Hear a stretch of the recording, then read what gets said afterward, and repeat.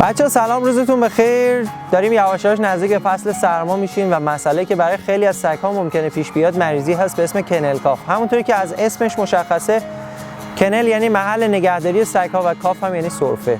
خب عوارضش چی هست؟ عوارضش معمولا ممکنه سگ‌های شما شروع کنن به سرفه کردن یا ممکنه شروع کنن به قی کردن چشم‌ها یا عفونت از راه بینیشون شما ممکنه توشون ببینید.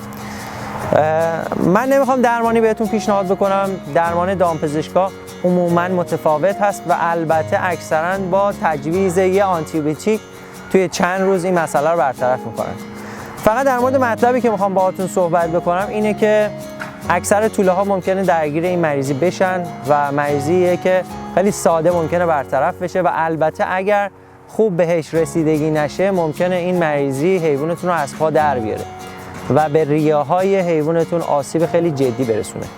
راه تشخیصش هم دیدن تک سرفه ها و یا سرفه هایی که بعد از بازی کردن توله ها و وقتی هیجانی میشن دیده میشه و معمولا این تک سرفه ها تعدادش روز به روز بیشتر میشه و اگر خیلی زود به دادش برسید معمولا توی همون حالات اولیه‌اش متوقف میشه. پس حواستون باشه بچه‌ها، توی فصل پاییز و با شروع فصل سرما اگر دیدید که سگتون سرفه میکنه یا وقتی که هیجانی میشه یا تحرکش زیاد میشه، سرفه ها و تک سرفه هایی توش دیده میشه، سریع به دامپزشک مراجعه بکنین تا ریه حیوانتون رو چک بکنه و اگر مشکلی بخواد براش پیش بیاد توی همون روزهای اول جلوش رو بگیرید. بچه‌ها خیلی مسئله ساده، خیلی زود درمان میشه و اگر که درست بهش رسیدگی نکنین ممکنه خیلی راحت ریه حیوان شما رو تحت تاثیر قرار بده و مشکلی براش ایجاد بکنه که در آینده هم بخواد این سرفه ها ادامه دار باشه.